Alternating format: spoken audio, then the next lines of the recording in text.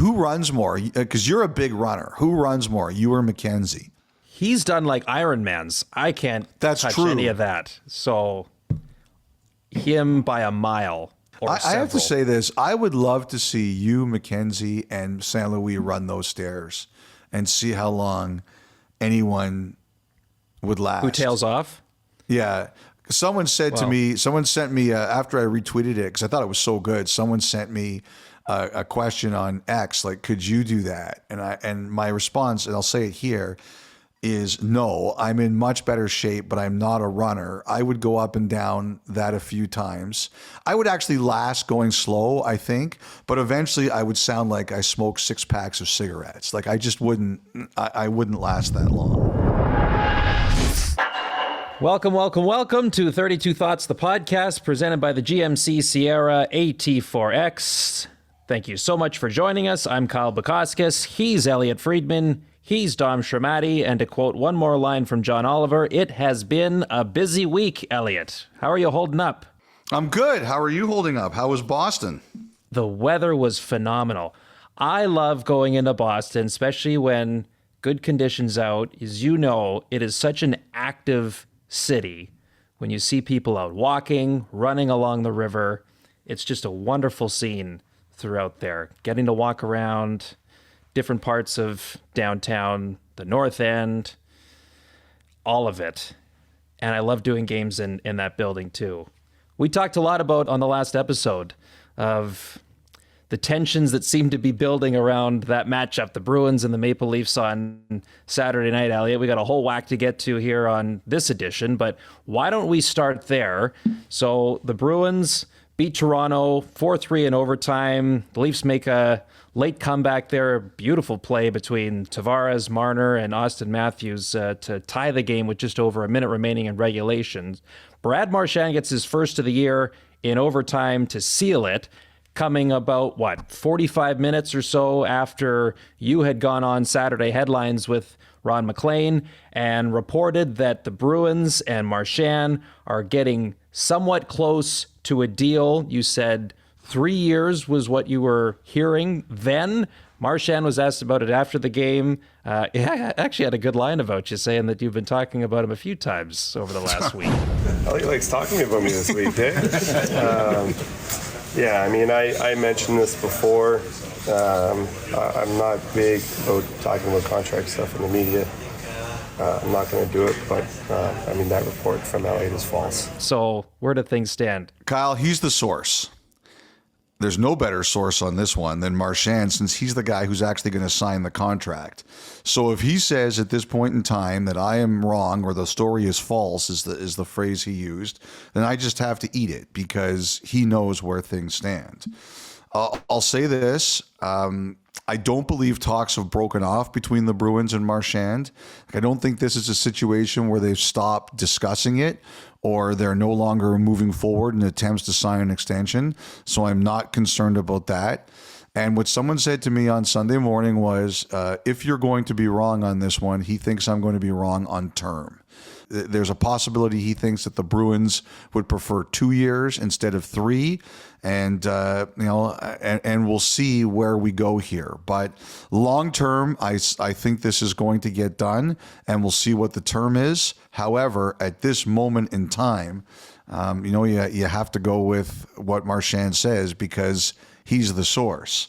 And someone also asked me this morning if, I was bothered by anything Marchand said, and the answer is no. I mean, we talk about people, and sometimes they're going to react and respond to what we say. So fair's fair. That's life in the big city, and we talk about others. Sometimes they're going to talk about us. So no issues here, and we'll see how this plays out. I still think there is at least one other chapter to be written in this story. Okay, Marchand, 36 years old, will be 37 next May. So we had him for our post-game interview last night after he scored the winner in overtime. And a little bit of insider baseball about how that sort of scene typically will work post-game because it's overtime. We have all of our cameras at that time, of course, dedicated to shooting the game. And so when things happen like a post-game interview or if we do an intermission interview, one of those handheld cameras that's usually positioned somewhere at ice level has to break from their position, come into the back hallway where we're set up to do the interview. Well, because it's overtime, you want to have as many camera angles up and running as possible. So when something like an OT winner does happen, you've got as many looks as you can. So it's not until after the game ends will the director in the truck say, okay, camera 7, off to the hallway now for the post-game interview. Some teams like to have everybody go into the room first. The coach come in and does their little pregame speech. The team hands out their Player of the Game award. Most teams have that now. And then the player will come out for the interview. Not the Bruins. They like to get the interview done right away. So even though, and Marchand ended up being the first star, so it took even a little bit more time as he went out to do his twirl as the first star that night. He comes into the hallway, and we're standing there, and still no camera yet. We're still waiting for the handheld camera to show up. Oh, now, I've been there, and it's no one's fault, but it seems like 1 minute seems like 4 hours. I've been there. Yes, I've been there for that. There is no worse feeling than knowing you're making your interview guest wait. And I just wanted to say that the captain of the Boston Bruins could not have been more patient and understanding through it all. You know what, Kyle? Good on him, because I remember other players, and I don't often blame them because it does seem like forever. I've seen other players not be so patient. Like they've just competed as much as they can. They want to get their skates off. They want to clean up. It's that can seem like forever. So, good on them. Very good on them. Yes, and you don't fault the people that want to just get it over with either. I'm not saying that at all. But yeah, no, his line at one point, I said to him, I'm sorry for making you wait. And he's going, hey, you've got to wait too. And I was like, look, it's part of my job to wait. It's not part of yours. So we appreciate him and the Bruins for their patience after the win there on Saturday night. Can I tell you a quick story about my situation like that? Please do. 2011, the year the Bruins won the Stanley Cup, you'll remember Game 7, first round. I was the ringside reporter of that series against Montreal. And Game 7 went to overtime. And so basically, for people who don't know this, if you're going to get a Game 7 in overtime where you have to interview somebody, you want a building like Boston's, because the dressing rooms are right next to each other. Like, one of the biggest challenges is Montreal, because the two dressing rooms are opposite sides. So you either have to stand in the middle where you can't see the game, or you have to pick a side and hope you're right. But Boston, they're right next to each other. And I remember the two PR staffs, they said, look, whoever scores the winning goal, you're going down that hallway to talk to the player. So if Boston scored, we were going down the Boston hallway. If Montreal scored, we were going down the Montreal hallway. And it was the same thing you talked about. Nathan Horton scored. Then they asked, can you do the interview in the hallway? And I was like, no problem. I actually did go out to the bench first. And Claude Giroux, and I remember Jeff Ward, Bob Essens, I think Doug Huda was the other assistant coach. They knew if they lost that game, they were done. And they weren't even celebrating. They were so relieved. But the same thing happened. Because it was overtime, they wanted all the camera angles, which you totally understand. So Nathan Horton had to wait for like 4 minutes. And I was like, sorry. And he said something along the lines of, tonight, I will wait forever. Like, it was the greatest goal he ever scored. He had the biggest smile on his face. He did not care about waiting on that night, but I know exactly what you're talking about.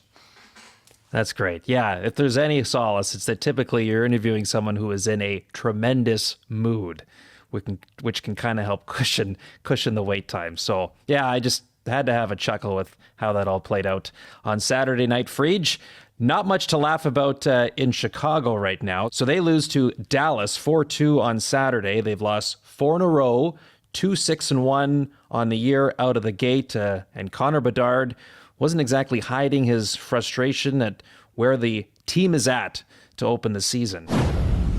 No. We're not just going to be happy that we stayed in a game. We're all NHL players. It's not the goal, you know. it's frustrating. We're 2-7, so it's pretty bad, and losing's not fun. So obviously, got to figure it out. So, Elliotte, what do you think when you heard the Blackhawks young star say that? So, first of all, I think it's normal. It's normal for someone to be frustrated. So I don't want to overreact to that. I wouldn't expect, first of all, I think very highly of Bedard. I think he is wired the right way.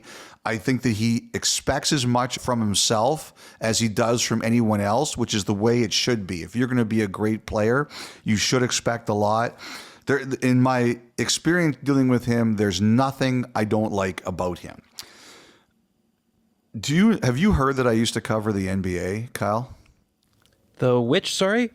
Oh, the NBA. Yes, I do remember. So the first year of the Raptors, 95-96, Damon Stoudemire was their number 1 draft pick. And for those of you who are not familiar, the Raptors in their first year won 21 games and they lost 61. And at the time, I don't know if it still is, but at the time, it was the second most successful expansion franchise in NBA history. Only one expansion team had won more than 21 games. I think that team won 30. So, and everybody knows, aside from the NHL, when they really changed it, when Vegas came in, expansion teams are supposed to be terrible. So I remember that year, Damon Stoudemire was the number 1 pick, and he was the rookie of the year that year. But there was one point in the season where he was miserable after a loss. And he looked at us and he said, I have never lost this many games in a year. And he's like, it sucks. Okay. And I went back and looked it up, Kyle. He played 4 years of college at Arizona. In those 4 years, how many games do you think he lost? Oh, I don't know. 23 combined. Higher. Oh, yeah? 30. Yeah. Lower. 26. Lower. 25. Yes, congratulations. I just feel like I was playing with my son. We play the guessing game all the time. So in 4 years at Arizona, by the way, I got to tell you, my 13-year-old usually gets there faster, Kyle, just so you know. Sounds like you during the thought line. That's right. So 4 years of college, he lost 25 games. And that first year, he lost 61.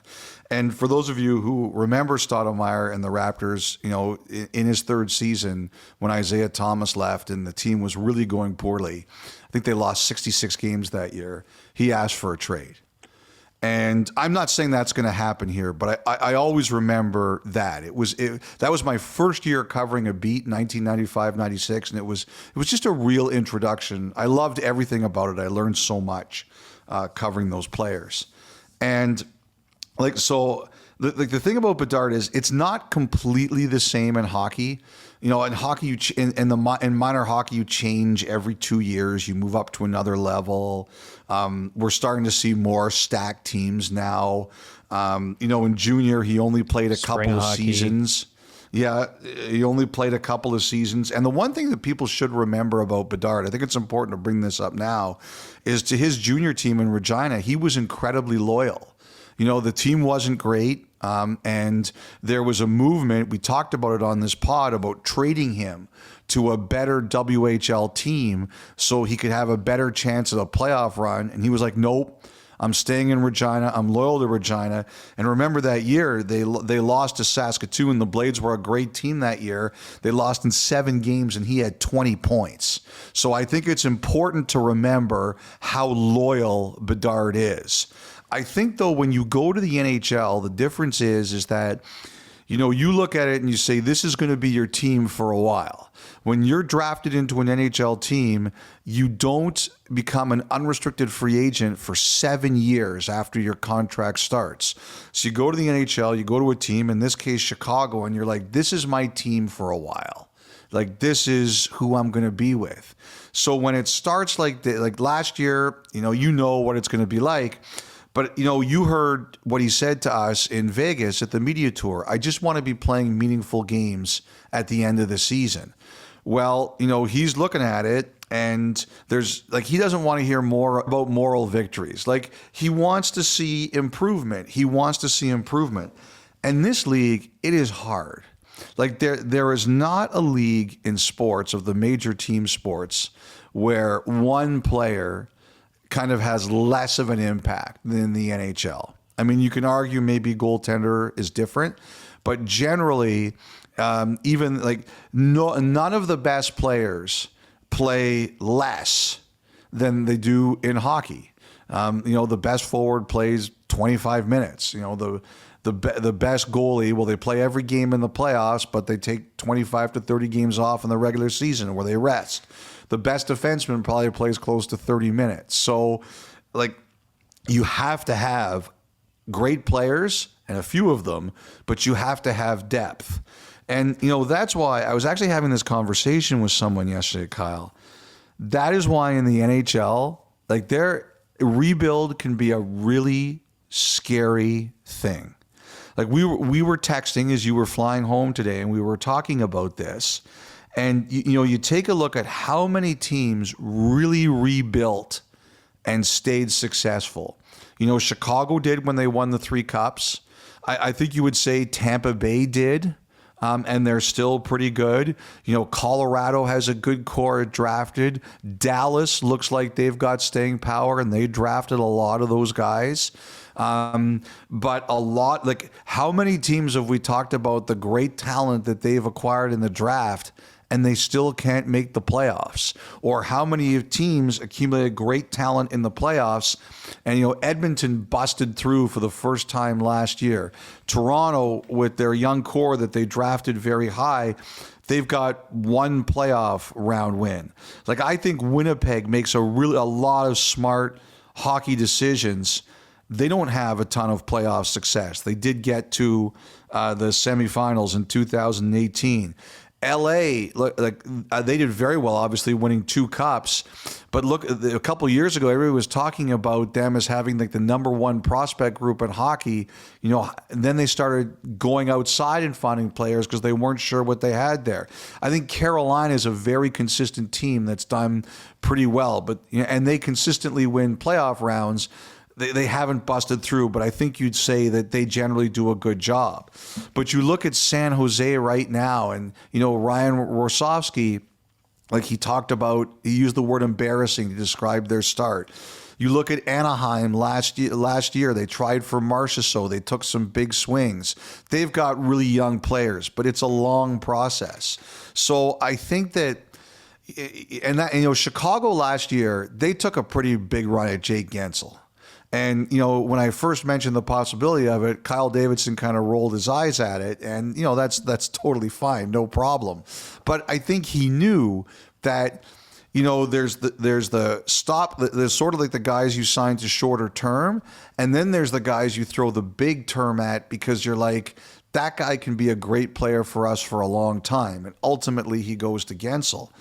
And the people I was talking about this with this weekend said that the most honest question you have to ask yourself if you're rebuilding is, are you a destination? Like, Tampa Bay is a destination.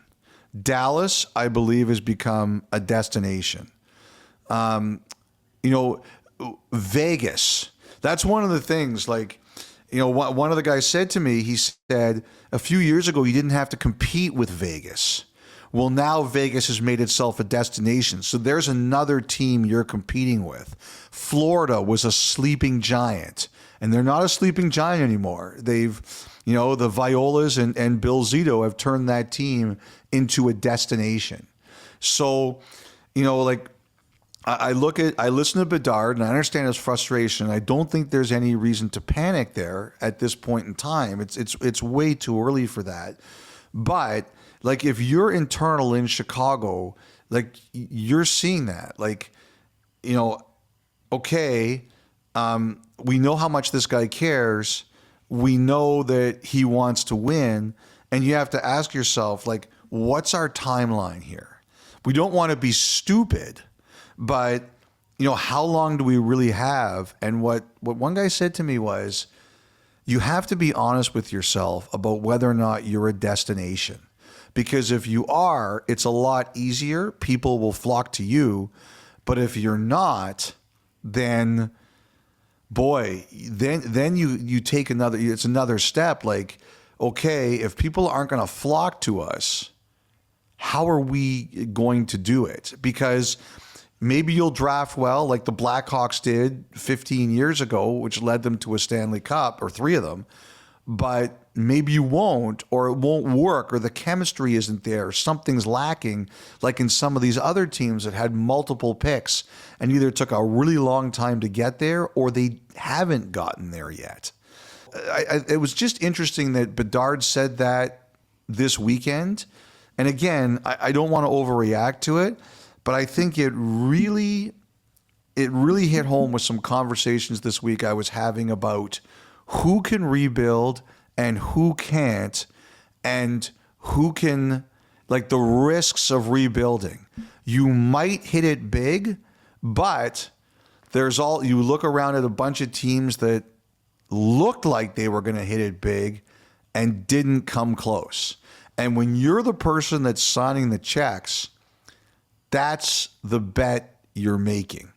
So I think what Chicago last year, they took the shot at Gensel. Unfortunately, they didn't get him. They hit a bunch of singles, right? They tried for some singles and doubles. But that's the thing I'm looking at if I'm Chicago. You know that Bedard wants to win. So what's the next time I'm stepping up to hit the upper deck home run? Maybe you get another top pick in the draft and that works out great for you. But sooner or later, like you look at the Rangers, they were rebuilding and Panarin fell in their lap. And all of a sudden, rebuild over. So you're hoping that somebody comes to you and says, I want to go with you. Because that, as much as anything else, will determine how successful you are. Well, one of the tricks, too, is for teams, as you say, are you a destination? I imagine one of the fears is being caught in that mushy middle year after year, right? It's the whole idea of, are you selling wins or are you selling hope? Because hope you can sell for a brief while before that wears thin. The other thing, too, that I thought of when listening to Bedard over the weekend was how many different places have we seen even over the last 10 years? I mean, you mentioned Edmonton finally now coming out of it with their run last spring. But through all the years of losing and how that becomes just a part of your DNA, that even as players mature, they get better, you're better surrounded, that habit of losing can be really, really tough to break through in cases. I mean, you know what, Kyle? I think that's the best point you've made since you started the podcast. Like, it only took taken, us what, 7 weeks? Yeah, it only took us 2 months. No, I like when we went to Prague, like listening, like the guy who really stood out to me, I really enjoyed talking to him, was Zetterlund from San Jose. And he talked about how miserable it was going to the rink last year. And then him and Eklund talked about, and like they would hang out, and Zetterlund apparently is a pretty good cook.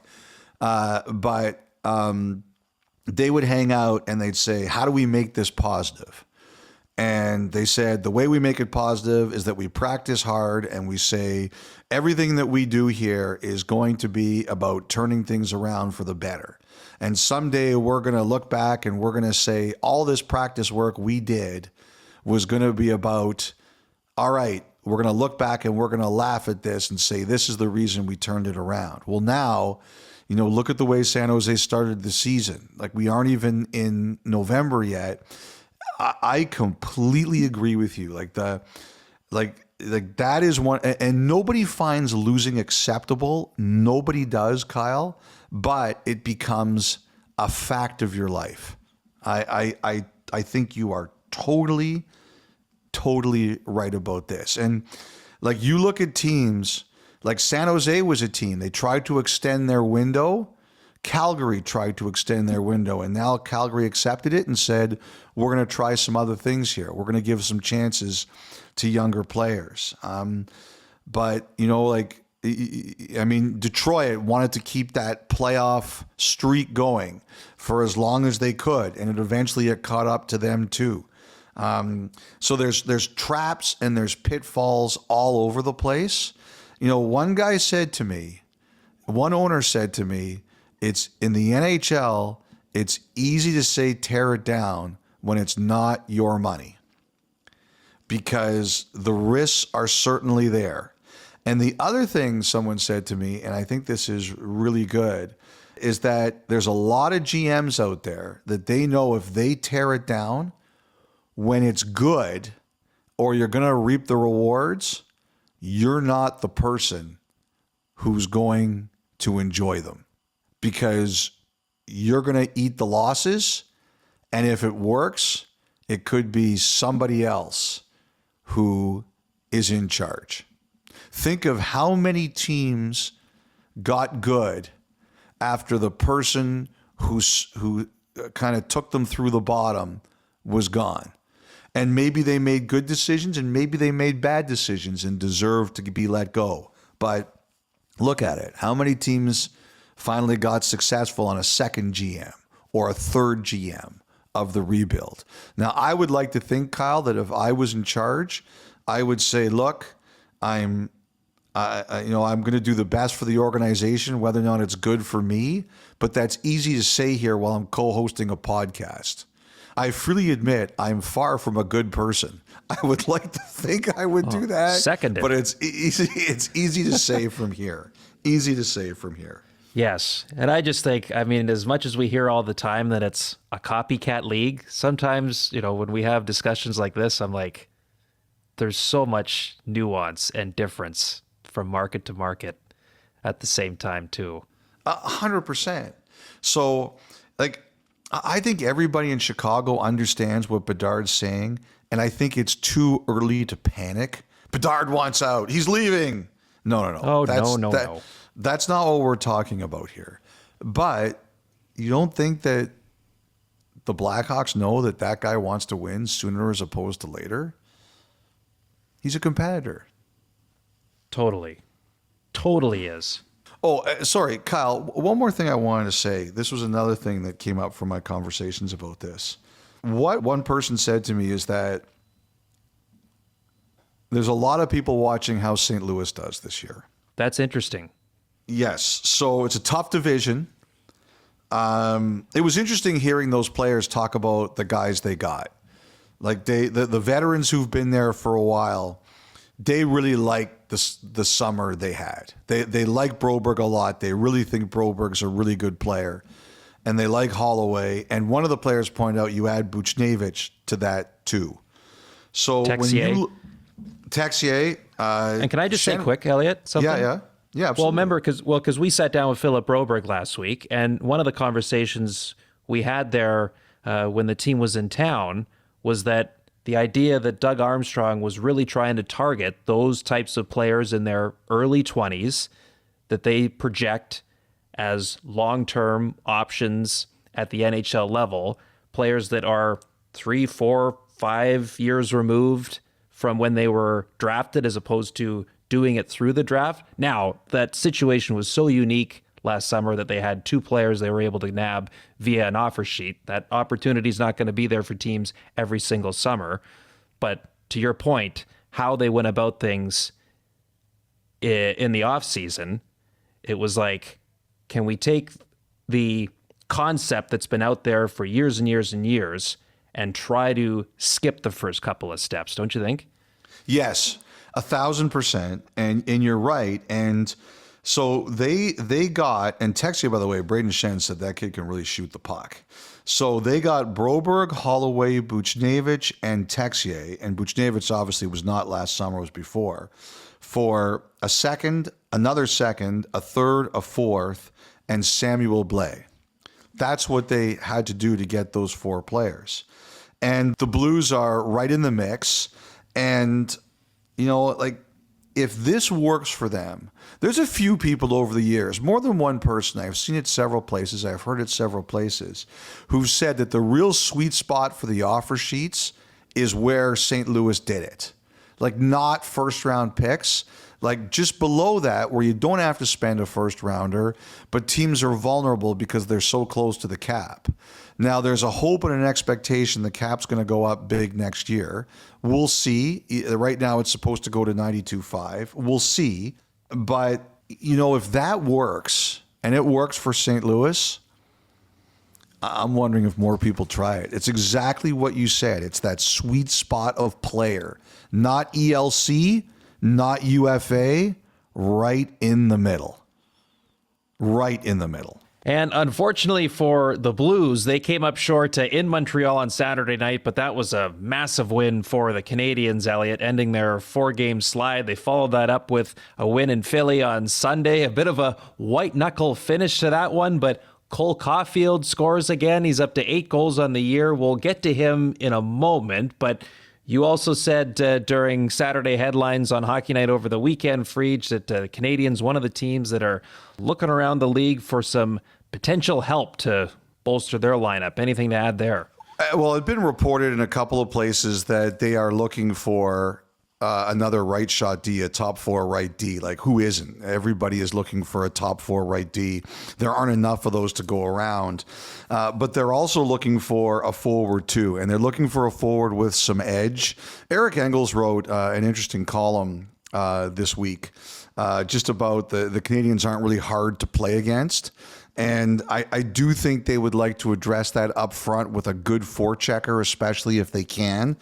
The one thing, though, that they've made pretty clear is they have a plan, especially for their young players. They've got a lot of them, and they don't want to block any of them. Now, if something fantastic drops on their laps, they won't be able to say no to it. However, if it's not something like that, the player they add is going to be compatible with what they're going to do in the future and who's going to get an opportunity in the future. And so I think that's something that they're going to look at. And they might have to subtract a player out to bring a player in. I think that's the other issue that they've got here. One of the players, actually, I was thinking about defense, a right-hand shot, who I think is a pretty capable NHLer who's not playing right now, is Matt Benning in San Jose. And I thought he might be good for someone like Utah or someone like Montreal, but the problem is he's got one more year. And I think both Utah and the Canadiens, they have a preference of somebody who doesn't have term. And, that's going to be the challenge here. I think a guy like Benning could easily find a home if he doesn't have that year remaining. But that's the kind of thing that Montreal is looking at. They don't want to impede any of the young players who they're thinking of adding this year or maybe next year. That's very important to them. Now, Caufield. Yeah. Do you think he makes Team USA, Kyle? Well, I would have thought coming into this season, at the very least, he was on the radar. And now the momentum seems to be picking up with how he started. But as we talked about a little while ago, that's going to be a deep team, the Americans, come February. Not going to be an easy roster to crack. No, they have a great... To me, the U.S. is, on paper, top to bottom, they're the team to beat. To me, they're the best team on paper. And as great as Caufield looks, and he looks great, aren't you calling him the new Draisaitl? I agree with you. I think there's going to be a challenge. Not that he doesn't deserve to be on it, but I think it's going to be a challenge to get there because there's so many great forwards. I was looking at this a little bit here too, Elliotte. So, not that we need to go too deep into who's making the team or not, but is Patrick Kane an automatic for you for Team USA? Slam dunk on the roster. No, I don't think he's a slam dunk, but I kind of had him penciled in as a swing forward there. A guy who could run your power play, score you a big goal. It used to be the 13th forward was also always this depth checker. Now, I think the 13th forward is someone who scores you a big goal or makes you a big offensive play at the right time. And Kane, to me, is, if he's not higher in the lineup, he's that guy to me. Last year, my 13th forward for Canada was Connor Bedard. Now I think he's higher than that. Right. And there's just been a number of American players that have got off to really good starts here. I mean, Gensel's off to a pretty good beginning in Tampa. Kyle Connor's tearing it up. Brock Besser's doing good things, like Clayton Keller in Utah. And then Cole Caufield certainly right in that mix too. But there's only so many spots. It's an interesting one. I'm glad you brought this up, Elliotte, because I think, as I say, he was in the conversation coming into this year, and now with how he started. Yeah, now he's busting down the door. But they've got another month, right? So he's got to keep it up. Like, he's one of those guys to me that he doesn't have, because he's just new, it's nothing against his talent. Just because he's new and he's younger, he can't let up. He has to keep going. Like, I think there's some players, like if Brady Tkachuk was to go 10 games without scoring, I don't think he's losing his spot. But I think there are some other guys, if they go 10 games without scoring, they could lose their spot. Okay, you mentioned Brady Tkachuk. Should we talk about Ottawa for a little bit here? After Tough a couple weekend. of losses? Yeah. Tough third periods. Both of those games, like if you're Ottawa, you're really disappointed that you didn't get a point in each of those games. Like, you think out of those two games, you're going to get out of there with 2 points, a split in some way, and you don't get anything. And on one level, it goes to what we were talking before about coming back after a rebuild. Like Colorado, as injured as they are, and as many different pieces as they have, they're, because of their attitude and the way they're driven by guys like McKinnon and Makar, they never give up. They always come at you. Vegas on Friday night, because of who they are and their pedigree, they always come after you. They never give up. And I think when you're building like Ottawa is, those are the painful lessons you learn, that the great teams steal games in the third period. And that to me is like, Ottawa's just like, they're learning and they're growing and they're trying to get there. But it's like great teams and experienced teams, they always seem to find the way late in games like that. And that's one of those things you have to learn. You have to learn to close out those games. Ottawa's like more secret than the nuclear codes right now. They're not saying what's going on with their injuries. They're not saying who's starting in goal. That was one of the wildest things I've ever seen before. What was happening with Forsberg and Ullmark and the skate plate. And like, Ullmark made a hell of a save there. You come in after right away for an hour and a half, and you have to make a save in the second period. I remember there was a playoff game. I always remember this because I remember watching as a kid, Toronto, Minnesota in the playoffs in like 1983 or something like that. Mike Palmateer was Toronto's goalie, and something happened to a piece of his equipment.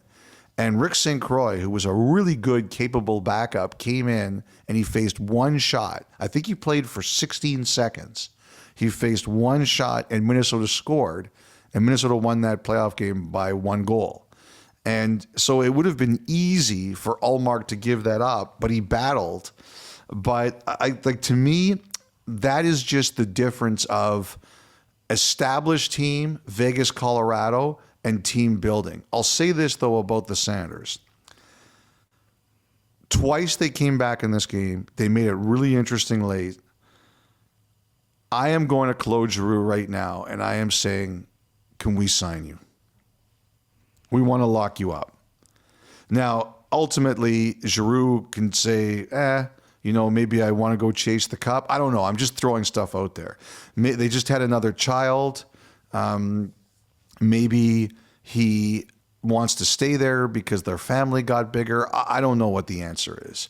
But I'm saying, if I'm the Senators watching this guy play and he doesn't give up at the end of games, he's still got that serious look, I am talking to him about extending him. If it's up to me and I was running the Senators, he wouldn't be going anywhere. I would be keeping him. You got to win games, and he sets the right tone. I'm with you there. You live up there. Yeah, I remember like when he got traded to Florida, and when they got into the playoffs and they got swept by Tampa in the second round, and you just didn't notice him really as much through that. And you kind of wondered where things were going to go from there. He signs in Ottawa that summer, and man, turn the clock back in some ways. And he's talked about how, maybe he's not the quickest guy, but he's still finding ways to get there. Actually, I remember. Do you think he wants to last stay? season. Do you think he wants to stay? Yes, I do. But I guess it's all got to make sense. You see how, obviously, you mentioned the family connection. Yeah. But, gosh, the guy wants to win too. You had to have thought with where things were at when he signed on the dotted line. When was that? 2022, 3 years July ago. 2022? Yep. That somewhere in these 3 years, you thought, well, we're going to get into the playoffs, one of them, and we'll see from there. Yes, So I think that's as this very season fair. unfolds, Yes. it's going to tell you a lot about where I think he ultimately wants to go from this point. You know what would really help, I think, for him to stay there is if you stop stealing his car. Oh, gosh. You're going to bring that up and throw me Well, into that mix. I used to drive an SUV. I don't anymore, but I used to drive an SUV, and we had it stolen out of our driveway twice. And the first time, twice. And the first time was during the 2013 Stanley Cup final between Boston and Chicago.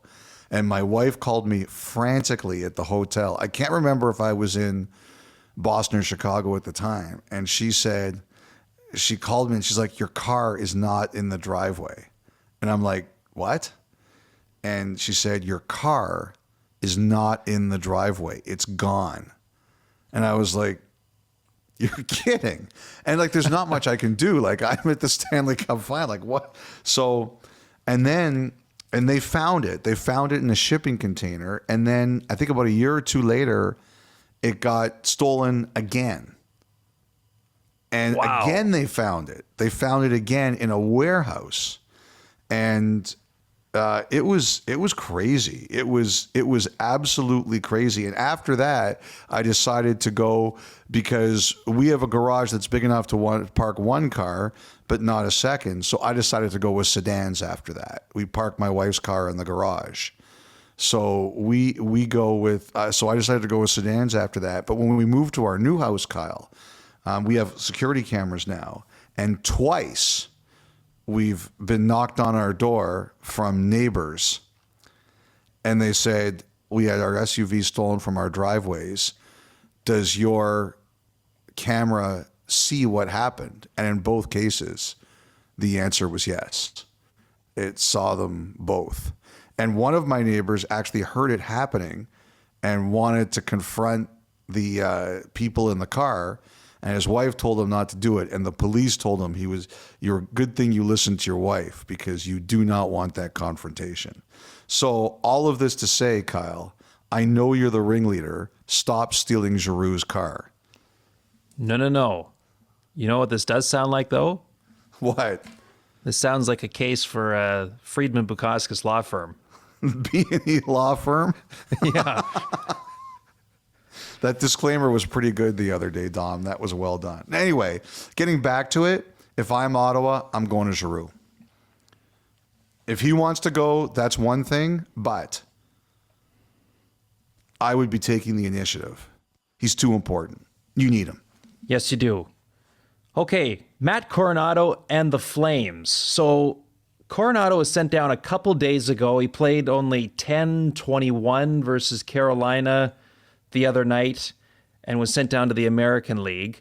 His agent had some subtle but not so subtle way of sharing other people's posts on X that were basically speaking out in favor of why Coronado was not being used more in Calgary. He removed those reposts since then. But what's your read on everything going on there right now? Well, first of all, understanding that Coronado wants to be in the NHL, I think we all understand that. There were a couple of things here. The one thing that concerned me about it when it was brought to my attention, and you mentioned the agent took them down. The thing that concerned me is that I know the Flames have lost 2 games in a row, but generally this has been a very positive start for them. And as frustrated as you might be as a prospect, and as frustrated as you might be as an agent, you can't do this stuff when the team is winning. And you know, if the team is losing, that's one thing, but the team is winning. So I'm sure that that's one of the reasons it got taken down. The second thing is, I remember this happened a couple of years ago with Huberdeau, and the veteran players on the team were mad about it. They were saying, look, things aren't going very well here. We've got people picking at us from outside. We can't have any self-inflicted damage. And there was a team meeting about it, and they were mad. And so I worry for Coronado that the veterans will look at this and say, wait a second, we're doing well, and this is what's coming out. It's not going to go over very well, and it's going to have to be settled. Now, Coronado may be right. Maybe he does deserve to play. You know, people can have their arguments about whether or not he's right to feel this way or not. And again, I understand everybody wants to be in the NHL, but you can't do it when the team is doing well. Like I've had constantly players tell me that over the years. You know when teammates are unhappy, you know when things are going well.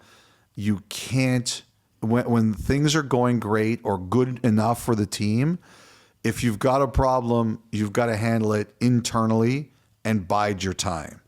And that's the thing I was concerned about here for Coronado, is that things have generally been going well for the Flames, who are doing whatever they can to build some positive momentum.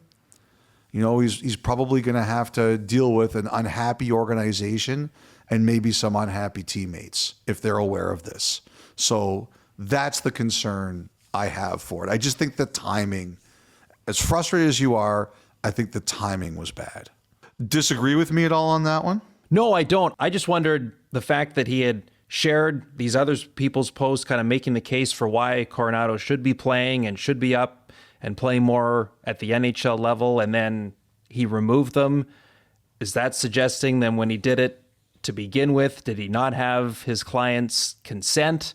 I just, right, because you always say when things like this have happened in the past, that typically these things don't happen without the player or client's approval.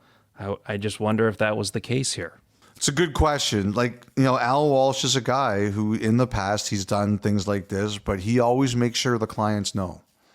Right. Always. And the clients have told me that. Like they said, like, you know, like he wouldn't do it without us. I don't know if that's the case here. I haven't spoken to anyone here, but I just know in the past, the players would always say there's no way he'd do that without our permission. And he was very careful about that. Always was. All right. So meantime, Calgary's provincial rival, the Edmonton Oilers, picked up a overtime winner in Detroit on Sunday. Leon Draisaitl, 2 goals, including the winner on his 29th birthday, no less. Our colleague Gene Principe pulled out all the stops or stopped before the game and after in the interview with Draisaitl post-game. We got you a cupcake for each point. Thank you. Alles gut zum Guberstock. Yeah, close enough. Pretty good. Danke. Yeah, thank you. What was more impressive to you, the singing pre-game Friedge from Gene, or the presentation and happy birthday in German to Leon after the fact? I think that Gene should go into the Hall of Fame for this performance. He's had so many. I don't think, but this was the best one. I don't think sideline reporters or ringside reporters are actually eligible for the Hall of Fame, which is a whole separate conversation too. I believe it's only play-by-play people and analysts that can go into the Hall of Fame in the broadcasters wing, which I completely disagree with. I think I think that hosts should go in. I think that studio people should go in. I think that sideline reporters or ringside reporters should go in. I think there are some producers that absolutely should go in. I think it should be wider than that. Behind the scenes, there are some great producers out there. Now, apparently someone told me Draisaitl did not eat the cupcakes. That is focus. That is focus. There is, like, you're talking to a guy who crushed 4 Halloween chocolate bars tonight. Those cupcakes with me would not have had a chance. And Leon Draisaitl is like, nope, in season, no cupcakes. And I think they were the same ones that Gene used off the top of the broadcast. So probably. Oh, no wonder he didn't eat them then. They were probably disgusting. Yes, that's what I'm saying. I think he made the right choice. But that was okay. I take it back. It's not that impressive. A couple other things I just wanted to mention. Buffalo, I wanted to highlight them. You know, we all kick Buffalo when they're down. 3 wins in a row. Important, like a really big time. And, you know, the Pagulas showed up for a game last week on the road. I think that shows you how big things were. Good week for Buffalo. And I wanted to shout out podcast listener Jack Hughes. You know, he had a tough week, that game against Detroit. And then he took a big hit from Romanov. And, you know, you knew he'd bounce back. That guy's got a lot of pride. And what does he do? They're losing 1-0 to Anaheim on Sunday night, and he scores. So it was not an easy week for Hughes, but he started their comeback against the Ducks, and that's what good players do. You knock them down, they get back up. And speaking of the Islanders, did you catch Patrick Roy after the game on Saturday night against Florida? Well, that and also Lou Lamoriello before the game Saturday against Florida was very interesting. What are we talking about here? What are you saying? So Lou Lamoriello saying that he and Patrick, because he spoke because there was a whole bunch of transactions that the Islanders had kind of gone through, and it was just best to put the general manager in front of the microphone and talk about it all, right? That was why he was speaking to the media there locally. And at one point he said, hey, look, you know, myself and Patrick, we are on the exact same page on anything that transpires. We talk every single day about things. And then post-game, as you were alluding to, Patrick Roy was asked about Pierre Engvall, who was way before the start of the year and then called back up, played Saturday against Florida. And Roy's line was, Lou thought it was a good moment for him to be back in the lineup. Didn't really seem like or sound like they were totally on the same page with that one.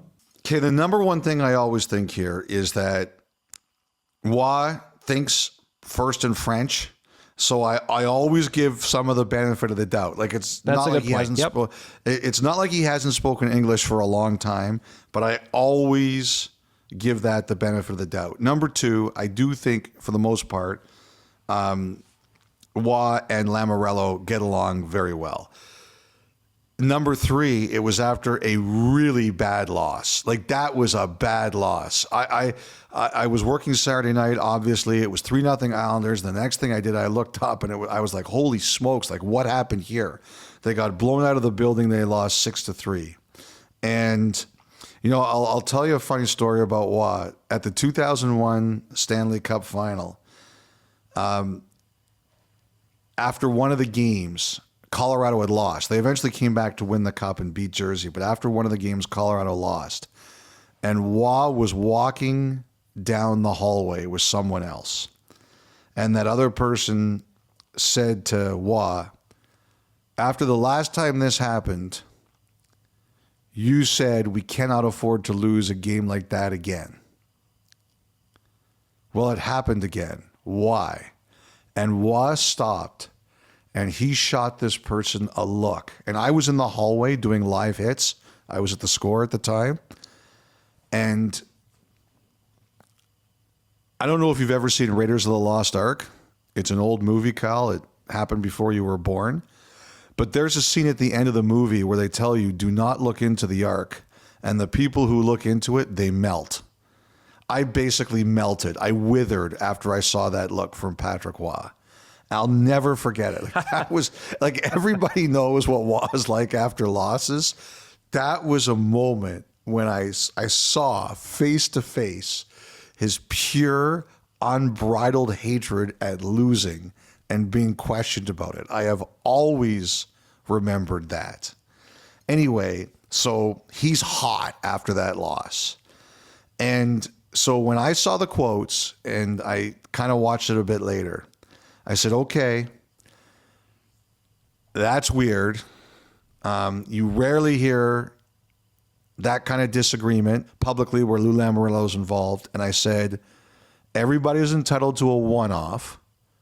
Let's see where it goes from here.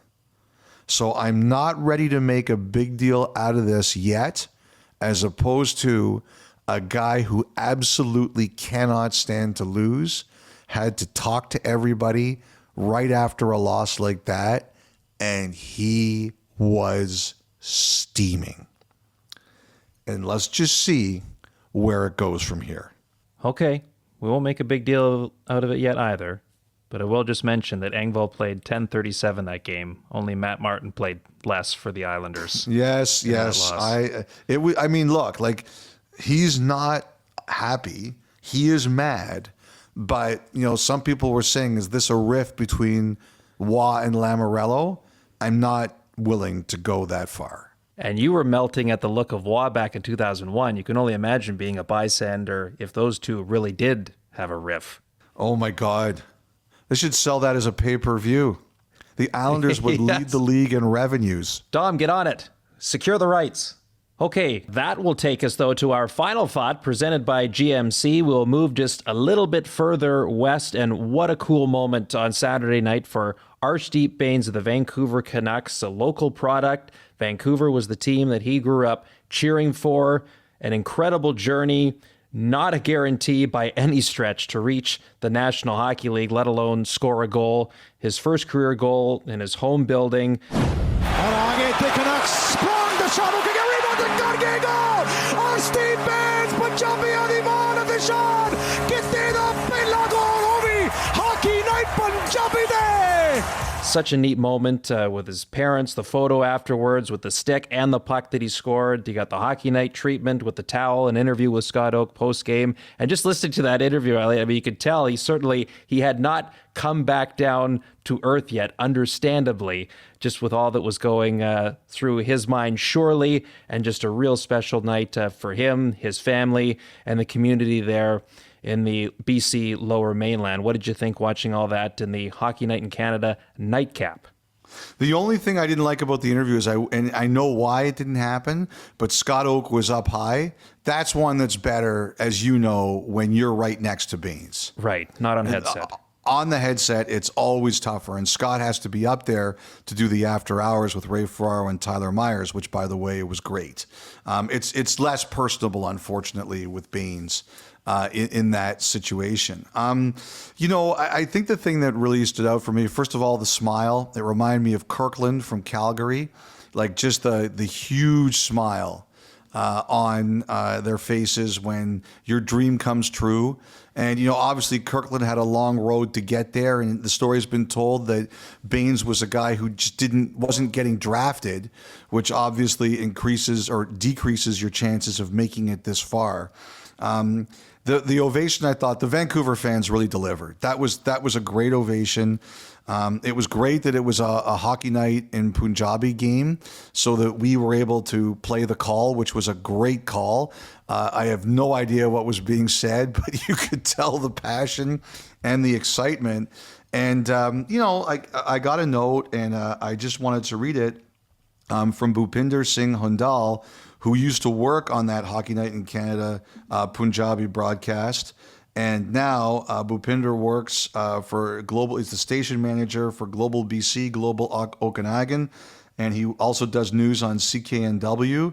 And he just sent a DM to me just saying like how much it meant that, the call was in Punjabi and that those of us on Hockey Night, including Ron and Kelly and Kevin, obviously, were able to talk about it.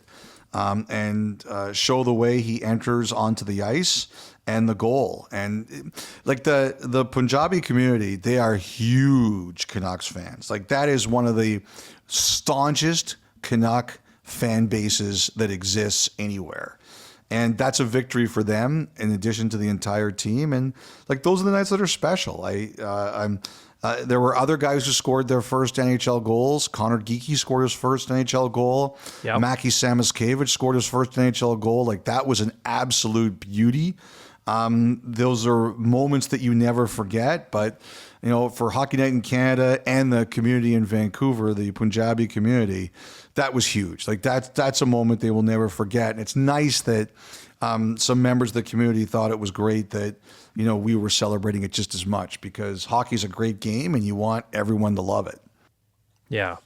That was hockey night, I thought, Yes. simply. Whether it was in English or in Punjabi, that was a quintessential hockey night moment. So congrats to Arshdeep Bains, the family, and everyone that was cheering him on there on Saturday night. Really neat. And shout out Daniel Sprong, too, for like a guy who was out of the lineup, got benched, and made an incredibly high IQ as a pass off the pad to set up that goal. That was the final thought presented by GMC. We'll take a break. When we come back, the Thought Line and more. 32 Thoughts, the podcast.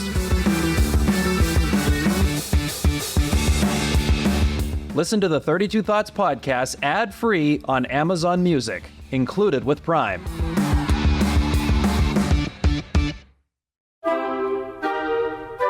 Okay, time now for the Thought Line, 1-833-311-3232, or you can email us, 32thoughts@sportsnet.ca. There is no topic that is off limits, Elliotte. That's what I've come to learn here in this space. That no is topic true. Off limits. Aristocats, fair game. Triangles, Symphonies, fair game. fair game. And with that, Oh, and with by the way, so Yeah. we mentioned Samoskevich. So when he scored his first NHL goal on Saturday night, one of the assists came from the goalie. And I'm just going to check and make sure I figure out who that was. It was Spencer Knight. He was the goalie. So someone on X, I'm sorry, I can't find the name. It's too many tweets ago, asked if that was the first time a goalie had assisted on a player's first NHL goal. And Steve Fallon, who is one of the people behind Sportsnet Stats and does a lot of behind the scenes work for us on Saturday night, he looked it up and he said it's not too rare. The last time it happened was March 6, 2020, right before COVID. yeah. Dakota Mermis scored his first NHL goal for the Devils, and Corey Schneider had an assist. So I thought it was a great question. I wondered, I would have assumed it was pretty rare, but Steve says not the case, and there's the last example. Wow. That's a neat little ad. Yeah. Good stuff. Okay. So for my list here this week, Elliotte, we start with Will from St. Paul, Minnesota. Hello, Elliotte, Kyle, and Dom. Sometime this NHL season, can we have a full episode of just the Thought Line? Please, please, please, please. I'm sure there are a ton of questions that could fill a whole episode. Love the podcast. P.S. Skol Vikings for Elliotte. Ugh. Yes. You know what? If people want it, we'll do it. Like, it's that simple. If you tell us you want it, we'll do it. And I will say, with each time, whether it's myself or Griffin Porter that helps put these questions together for us every episode, there are always ones that I'm going, this is a great question, but you always want to be mindful of our listeners' time and how long we ramble on for. So not all of them can get in. So that's a great idea. Well, thank you for that. All right, next we have a voicemail. Harper in Toronto. Hi, my name is Harper and I'm from Toronto, Ontario. I am 10 years old and a long-time listener, first-time caller. And my question is, what is the longest hat-trick streak in NHL history? I'm a humongous fan of you, Elliotte. Keep up the great work. Well, Harper, first of all, you're a genius. Secondly, thank you very much for listening to the pod. We greatly appreciate it. It's important to hit all demographics, Kyle. You want the young demographic, you want the older demographic. So it's nice to know that we resonate with at least one of the young demographic. Thank you, Harper. The longest hat trick streak, I actually do know this one because when I first heard it, I was like, that can't be true. But it was. is Joe Malone. So Joe Malone was basically the Gretzky of his time. If you go back and you look at the first season of the official NHL, it's 1917-18. And Joe Malone was the leading scorer. And at that point in time, they did not count assists. I think now they've gone back and they've basically counted them up. But at the time, they didn't count assists. And Joe Malone led it with 44 goals. Like, I have some hockey books that are 20 or 30 years old, and you go back and you look at scoring from 1918, and it's just goals. So he had 44 goals, and I think the next highest guy had 36. And there were like 2 or 3 more that had about 20. And then there were a bunch of guys in the teens. Like Joe Malone, who's in the Hockey Hall of Fame, and he was basically the Gretzky goal scorer of his time. I think, Elliotte, you are partially right with that answer. So Joe Malone, you're right, shot the lights out right out of the gate, first season of the NHL. However, at least according to the NHL statistics that they provide, he did not have a hat trick streak longer than 2 games. Now, he had 3 goals or more multiple times throughout a season. But in terms of back-to-back games, he didn't do it more than twice. So you're right, he has the most, but he's not the only one. There are a handful of players. We saw it last year. Austin Matthews out of the gate, back-to-back hat tricks. Yes. Jason Robertson's done it. Alex Ovechkin's done it. Matthews has done it twice, right? He did it twice last year. So those are the 4 most recent ones. Matthews twice, Robertson, Ovi, and you go all the way back to the first time it happened, it was Joe Malone. But no one in NHL history has gone 3 straight games where they've recorded a hat trick. All right, that makes sense. I always remember Joe Malone for some reason. And you're right for doing so. So yeah, thanks, but there was Harper. more. I was only 50% right, which is That still gets you- most of my reporting, actually. Right. Harper, thank you for that question. Okay, we're going to Ben next. Ben writes, "Hey, Kyle and Elliotte. I listen to your podcasts all the time. I've been a Canucks fan forever and love what you have to say about how tough our market is to play in. Why are we so angry at them all the time? I don't know." Anyways, my question for you is this. How does the NHL make or decide its schedule? Is it one guy doing an Excel spreadsheet or a committee or something else? And why does it feel like they load up certain days and leave other days empty? Are they doing it intentionally for viewership or is it just logistics? I'm sure as sports analysts, it must be rather challenging to keep up with things when all 32 teams play on the same night. Also, as an avid fantasy hockey manager, these frozen frenzy days with 16 games make for some very difficult roster choices. Thanks, guys, and please keep up the great work. That's a good point there. We have to change the schedule for fantasy hockey roster choices. I like that. I think it's. I think that's pretty funny. You know, this is actually a great question because, like, teams do a lot of research into this. In their markets, when you're a gate-driven league, you can't just be making home date decisions based on whimsy. They do a lot of statistical analysis on what makes sense for their fans. Like a lot of the U.S. teams, they want home games later in the year.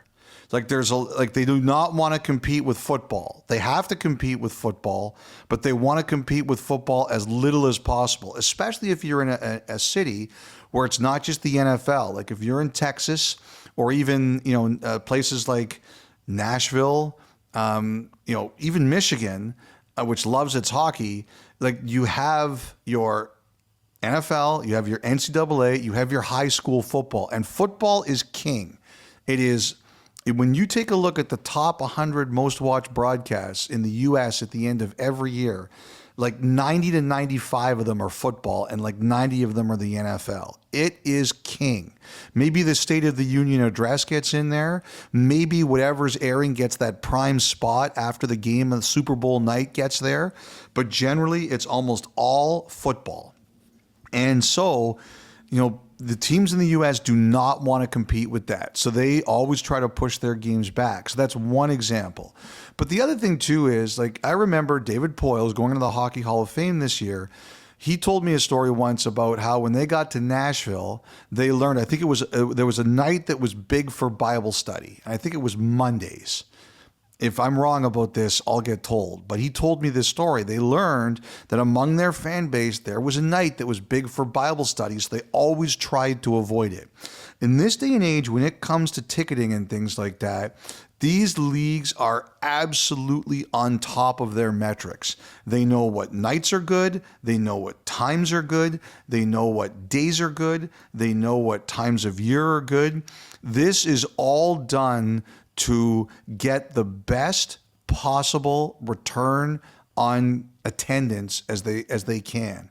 And, you know, I saw people complaining that full day that ESPN does, which I think is great, it was on the opening night of the NBA season. And people said, well, why would you do that? It's because ESPN wanted them to do that. ESPN had its reasons for doing that. So, like the one thing, I mean, there's always going to be scheduling things that you look at and you say, what on earth is that? Like, you know, why are they thinking that? In 99% of the cases, there is a reason, and they've done the research to back it up. Like these teams in a gate-driven league, they do not take chances. They do their statistical research. They know their markets. Yes, and certainly there's a lot of logistical things too through all of that and making it all work. But you're right. And one thing I heard, like here in Ottawa, I don't know if it's always been like this or just maybe more in the last few years. Certainly on weekends, Saturdays especially, there's going to be a lot of games where they play on hockey night in Canada. So they're going to be the 7:00 p.m. Eastern start. But I heard that they've really enjoyed and have had great success with afternoon time starts on the weekends. They get really good turnouts for those. So I know they enjoy having a number of those, as many as they can do throughout the regular season for all those reasons that you just laid out. You know what? That's changed then, Kyle, because years ago, I remember we used to do some afternoon games there, and the Senators didn't like that because they felt their concession stands didn't do as well. And actually, the Players Association told me at one time they weren't as crazy about afternoon games because concession sales didn't go as well. But times change, things change. You have to get kids in the building. It's important. So if they're seeing more success with this and it gets more kids in the building, then by all means. Yes, I remember Brian Murray told me that. They found that they didn't like it as much. Interesting. Good question, Ben. Thank you for that. Okay, we're going to wrap the thought line for this episode, Elliotte. A question from Stephen from Leduc, Alberta. Hi, Kyle, Elliotte, and everyone. Sitting here watching my Oilers against the Pittsburgh Penguins last week, and my wife, CJ, asked me what the record is for most shots on goal without scoring. I, naturally, suggested she ask you guys, but here I am asking. Happy wife, happy life, right? Yes. Either way, yes, we are both just curious and wondered at the answer. And then Elliotte, he finishes with this. Draisaitl just scored, so I'm guessing 33 isn't the answer. Thanks for all your hard work. Yeah, most saves in a shutout, I'm guessing, is what Stephen was getting at here with this question. Do you know? Do you know the answer? I do. I used to know this answer. So for regular season, I know. Was it a Leaf goalie? He wasn't playing for the Leafs at the time, but he made a stop there. So can I say one thing for a hint? Absolutely.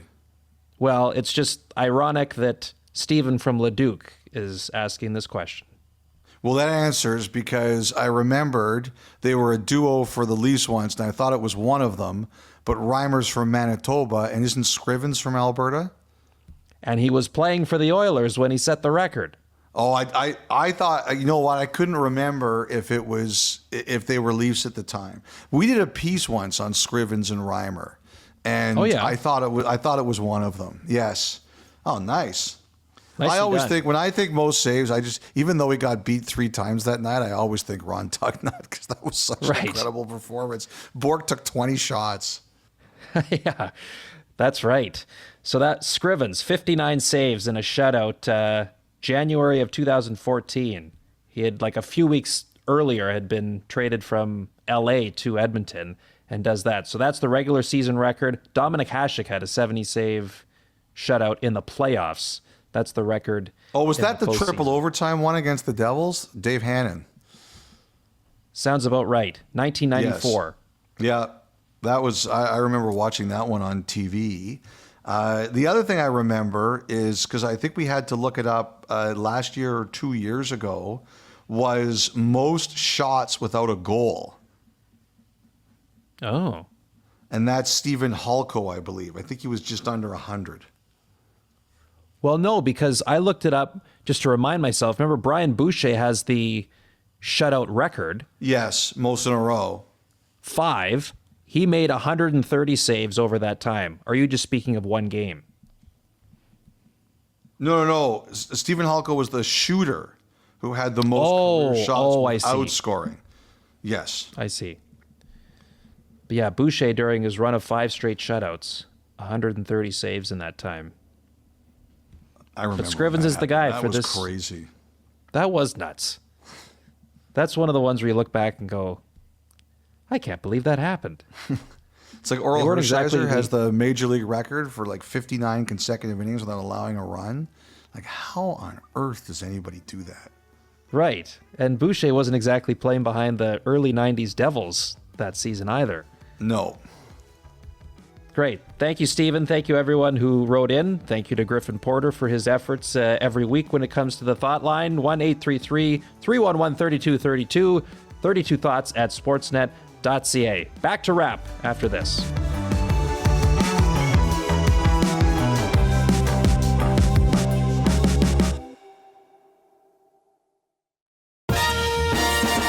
Okay, welcome back. Elliotte, we thought to wrap up the podcast, this edition of it, talk a little PWHL news and a little tidbit that you also had on Hockey Night in Canada over the weekend. Sarah Fillier, the Canadian sensation, 3-time Patty Kazmaier College Player of the Year finalist, 24 years old. She was selected first overall by the New York Sirens back in June. And you're hearing she is getting very close to agreeing to a deal with her PWHL club. Well, I hope that I'm not as off base as my other reported signing this week. But yes, so there's been some other reporting on this before. I should credit. While I enjoy watching the women's game, I don't cover it that much, so I'm not often on top of the news. But it's been reported before, I think by Haley Salvian, that Fillier was offered a 3-year deal and she wanted less term. Like, I don't think there was ever any question that she didn't want to play for New York, that she was looking to play somewhere else. But I just don't think she wanted to sign for 3 years. I think she wanted to sign for less. And I heard that was a real sticking point. She just didn't want to make that kind of commitment. And it sounds like things are moving away from that. Like, the season starts in a little over 30 days. So, you never want something like that. You always want your number one pick signed. And even though the teams are their own individual fiefdoms, there's a lot of league power here. So I'm sure that everybody is trying to find a solution. But I had heard that it was going to get done in a 1 or 2 year deal. Now, I think they're supposed to meet on Monday, so we'll see if that goes anywhere.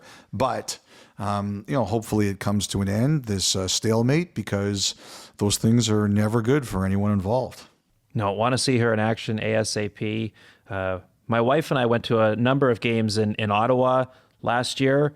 So much fun. Actually, first weekend of the season, the NHL season, I bumped into Brian Burke at the rink there down in Toronto, and we were talking about the games in Ottawa, and he said they had the best atmosphere of that inaugural season there. It was just the amount of kids that came out, the girls' hockey teams or ringette teams that would fill the building every night. It was a really neat atmosphere. So looking forward to going to some more again this year, and looking forward to what appears to be seeing Sarah Fillier play with the New York Sirens when they come through town. Enjoy, sir. And enjoy your week, Elliotte.